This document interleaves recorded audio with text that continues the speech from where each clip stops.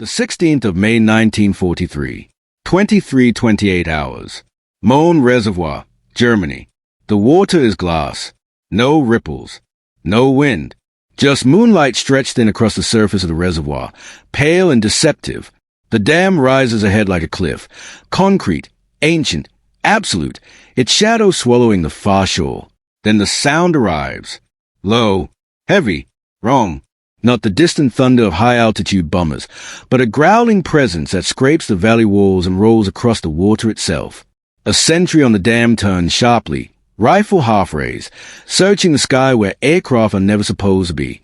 Out of the darkness, a shape bursts forward. A four-engine bomber, black, massive, impossibly low, tears across the reservoir at barely 60 feet. Its propellers claw at the air, throwing spray into white arcs behind it. The aircraft shadow races alongside, stretched and distorted across the water like something alive. Inside the cockpit, the pilot does not blink. His world has narrowed to A-speed, altitude, and the looming wall ahead. The control column is rock-steady in his hands. One gust, one correction too much, and the Lancaster will cartwheel into the reservoir in a fireball no one will ever see. Beneath the fuselage, two spotlights burn. Their beams strike the water at separate points, too far apart. The pilot eases the aircraft lower. The reflections slide toward each other, trembling on the black surface. Closer, closer. They touch. That is the height. 60 feet. Perfect, or fatal. Floodlights explode into life along the dam. White beams slash upward, pinning the bomber in sudden brilliance. Flak towers open fire. Tracer rounds streak past the cockpit like thrown spears, red and orange lines snapping through the night. The rear gunner shouts. The engineer swears. No one looks back. There is nothing behind them now. Only forward. The bomb aimer lies flat in the nose, pressed against the glass, counting under his breath. Not seconds, but distance. The dam grows impossibly large, filling the windscreen. The sense of speed becomes overwhelming. Water rushes beneath them. Concrete surges closer. The aircraft is flying straight at a wall. Steady, the pilot says. His voice is calm, almost distant. The Lancaster holds its line, skimming the surface, engine screaming as flak bursts close enough to rock the fuselage. A shell punches through the wingtip, tearing fabric and metal away. The aircraft shudders but stays level. Now! The release clunks. The bomb drops. For a fraction of a second, it vanishes into darkness. Then it strikes the water and jumps. Once, twice. It skips across the reservoir like a stone hurled by an unseen hand, spinning backward, racing straight toward the dam. The bomber roars overhead, clearing the crest by yards, not meters, as the pilot hauls back on the controls and dives away down the valley. Behind them, the weapon hits the wall. There is a pause. A single, unbearable heartbeat. Then the night tears open. A violent, muffled explosion slams into the dam's face, sending a towering column of water skyward. Shockwaves ripple through the valley. Concrete cracks, but holds. For now, inside the escaping aircraft, no one speaks. They are already skimming treetops again, engines straining, flak chasing the space they occupied seconds earlier. They know what this means. If the dam did not break, someone else must try. And someone else already is. Out over the reservoir, another Lancaster drops lower. Another pair of spotlights converges on the water. Another crew flies straight into the same wall of fire, knowing exactly what happened to the aircraft before them. This is not a bombing run. It is a ritual, one that must be repeated until either the concrete gives way, or the crews do. They said it couldn't be done. They said the dams were untouchable. Tonight, men are proving that the laws of war, and gravity itself, can be rewritten. But the water has not yet been released, and the night is far from over. February 1943. England. The room smells of pipe smoke and skepticism. Blueprints are spread across the table, curves where there should be straight lines, calculations that seem to ignore common sense. Officers lean back in their chairs, arms folded, eyes narrowed. This war is already full of strange ideas. This one sounds like fantasy. At the center of it all stands Barnes Wallis. He is not a soldier. He does not raise his voice. He speaks with the quiet certainty of a man who has already run the numbers 100 times and knows they cannot be argued away. A spinning cylindrical bomb, he says, tapping the drawing, released at low altitude. Backspin. It will skip across the surface, over the torpedo nets, into the Dan. Someone snorts. Another officer shakes his head. You're proposing we bounce a bomb like a child skipping stones. Wallis nods. Yes. The laughter is brief, but unmistakable. Everyone in the room understands the reality of dam attacks. High-altitude bombing is useless, too inaccurate. Torpedoes are stopped by nets. The dams are thick, sloped, massive. They were built to survive earthquakes, not bombs. And the flight profile Wallis describes, low level, night, straight at the target, is suicide. Losses would be extreme. Training alone would kill crews. The idea is shelved, then reopened, then challenged again, until the calculations are run.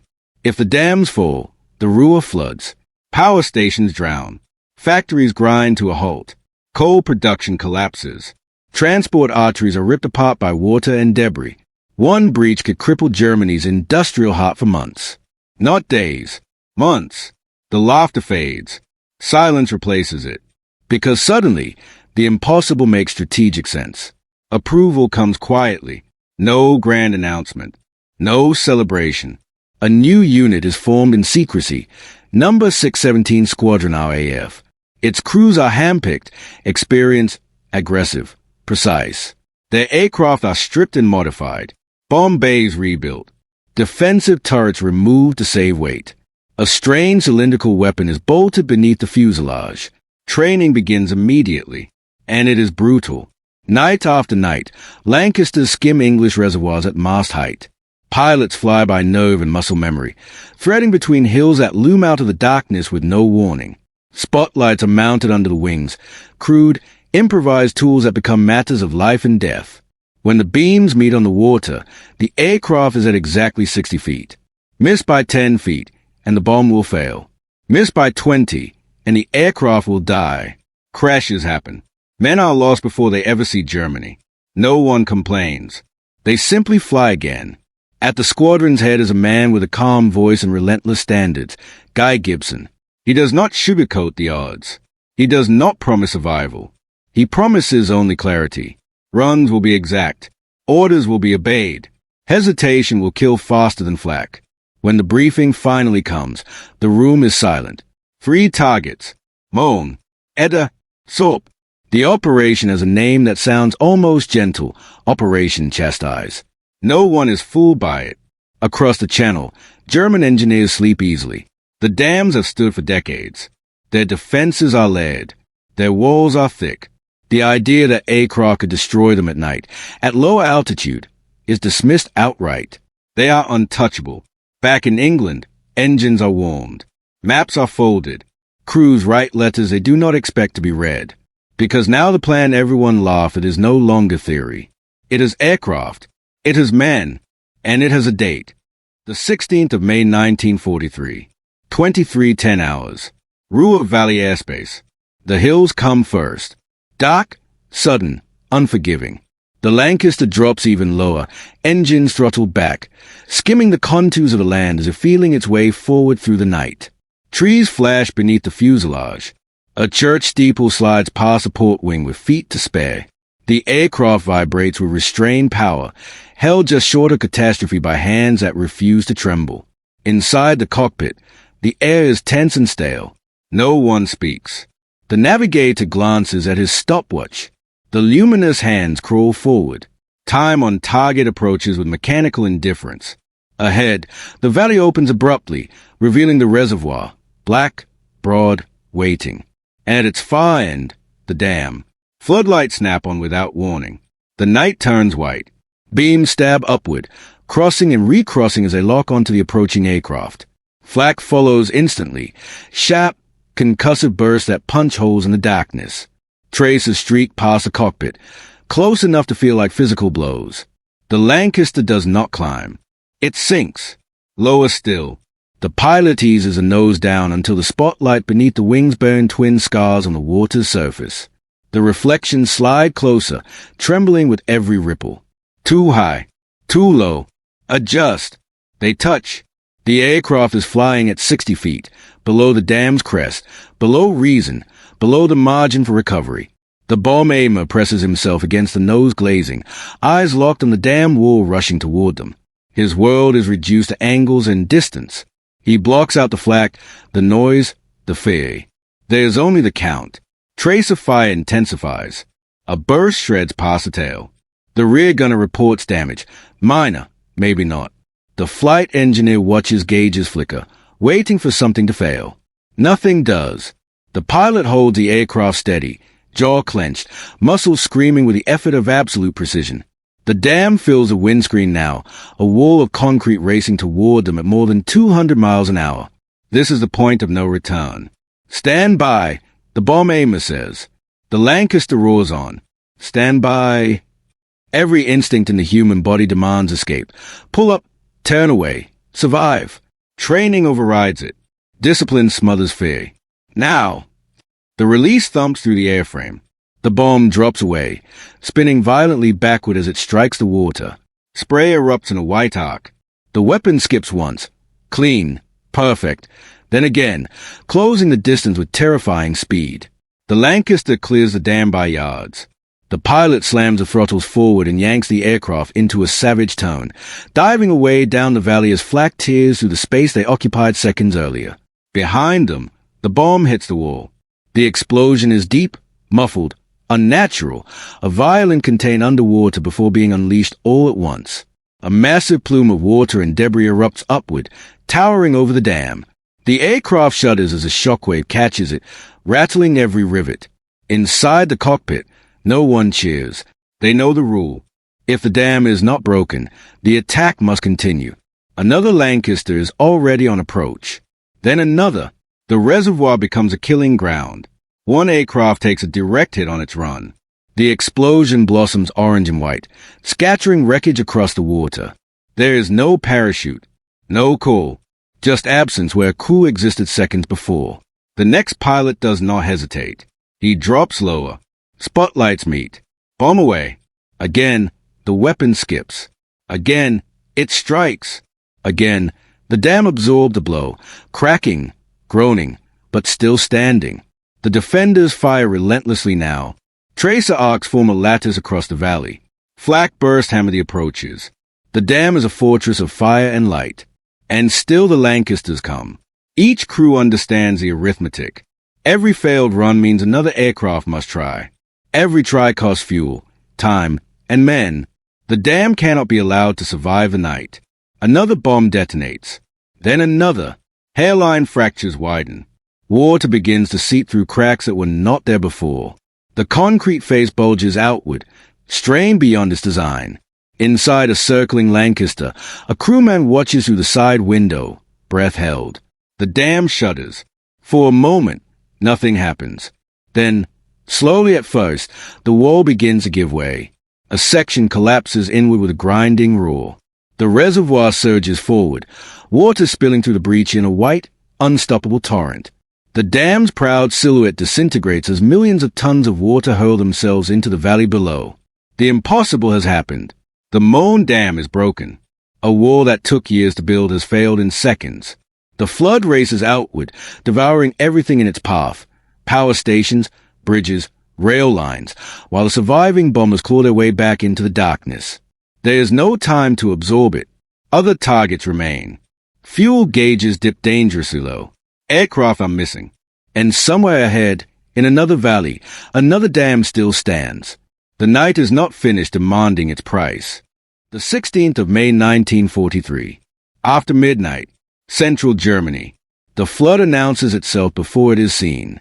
A low, advancing roar rolls through the valleys, deeper than thunder, constant and growing. In villages downstream of the Möhne, dogs howl, windows rattle. Then the water arrives, violent, churning, unstoppable. It tears trees from the banks and hurls them like matchsticks. Bridges fold and vanish. Rail lines buckle and twist as the surge slams into them. Power stations drown in minutes, turbines choking as Arua's electrical heart stutters and fails. Factories go dark. The industrial rhythm of Germany's war machine falters, not from bombs, but from water. In the air, the raid fractures into isolated struggles. Lancasters peel away toward secondary targets. Flying alone now, radios crackling with clip call signs and long stretches of silence. Some head south toward the Eder Dam, threading narrow valleys where hills rise like walls on either side. The Eder is worse than the Möhne. No straight approach. No forgiving geometry. The valley curves and twists, forcing pilots to dive, climb, and bank violently in the dark before leveling out at the last possible second. Floodlights snap on. Flak erupts from concealed positions. A Lancaster lurches as trace of fire rips past the cockpit. The pilot fights the controls, dropping low enough that the aircraft shadow races along the hillside beside them. The spotlights meet on the water. 60 feet again. Bomb away. The weapon bounces, but the dam is earth-filled, not solid concrete. The explosion is brutal, shaking the valley, throwing water and debris skyward. The dam holds. For now. Another run. Another aircraft. One Lancaster clips a hillside and disintegrates in a blinding flash. The shockwave rolls across the valley, rocking the aircraft behind it. No one breaks off. They cannot.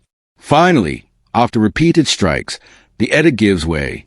The earthen wall slumps, then collapses, releasing a second torrent that races toward town still asleep, unaware they are about to be drowned. At the Sorp Dam, the challenge is different again, and deadlier. An earth dam with heavy defenses. It cannot be attacked with a bounce. The bomb must be dropped directly along the crest, requiring a straight, level approach under sustained fire. The Lancasters line up anyway. Run after run. Flak chews at wings and fuselages. One bomb detonates too far out. Another strikes but fails to breach completely. The dam shudders, wounded but not destroyed. Eventually, enough damage is done to force emergency repairs. Not a clean break, but a strategic wound that will bleed manpower and resources for months. As the surviving aircraft turn for home, dawn creeps into the eastern sky. Fuel gauges hover near zero. Engines run rough. Crews fly by calculation and faith, skimming terrain to avoid fighters that arrive too late, or not at all. Over the North Sea, tension finally loosens its grip. The sky lightens. England emerges from the haze. At bases across the country, ground crews count aircraft as they land. They stop counting too soon. Of the 19 Lancasters that cross the coast, 8 are missing. 53 men will not return. The survivors climb down from their aircraft in silence, faces gray, eyes hollow, uniforms stiff with sweat and fear. They know what the night has taken. They also know what it has done. In Germany, emergency sirens wail as floodwaters tear through the Ruhr. Repair crews scramble. Prisoners and forced labor are rushed in. Anti-aircraft defenses are strengthened everywhere. But something essential has already been lost. Certainty. A harbor once thought untouchable has been violated. Walls built to last generations have failed in minutes. Engineering and nerve have cracked open the idea of what can be defended. And as the sun rises over broken valleys and empty dispersal pens, one truth settles in on both sides of the war. If this could be done once, it can be done again. The 17th of May 1943. Dawn. England. The airfields wake slowly. Mist clings to the grass as the first Lancaster peers out of the pale sky, engines coughing, then settling. Wheels touch down. The aircraft rolls to a stop, streaked with oil, peppered with holes, alive by margins no one can quite explain. Ground crews count silently. They already know the number is wrong. More aircraft land, some damaged, some barely holding together, some missing sections of wing or tail. Crews climb down stiffly, faces hollow, eyes unfocused. A few smile without knowing why. Others sit on the concrete and do not move. Names are called. Some answers never come. In briefing rooms, the maps are marked in red. 2 dams breached. 1 badly damaged. Valleys flooded. Power stations drowned. Rail lines torn apart. The Ruhr, engine of German industry, has been punched, not out of the war, but off balance. The effects will be temporary. The message will not be. Across Germany, emergency crews work without pause. Forced labor is rushed in. Concrete is poured under floodlights. Anti-aircraft guns multiply around every dam, every bridge, Every structure once assumed safe. But safety is now a memory, because certainty has been broken. Back in Britain, a quiet man reads the reports alone. Barnes Wallis does not celebrate. He understands the cost too well. Men lost to prove equations correct, lives traded for proof that physics can be weaponized. The idea once marked as fantasy has rewritten what air power can do. Not by brute force, by precision. For number 617 Squadron IAF, the night becomes both legend and burden. They will never again be ordinary A-crew. They will be called for the hardest targets, the narrowest margins, the missions where failure is not an option. History will remember the spectacle, the bouncing bombs, the collapsing walls, the floodwaters tearing through valleys in the dark. But those who were there remember something smaller. The twin spotlights touching on black water. The second when there was no way out, only forward. They said it couldn't be done. They said the dams were untouchable. Until bombs began to bounce. And in doing so, shattered not just concrete, but the belief that some targets were beyond reach. In war, once that belief is gone, nothing ever feels secure again.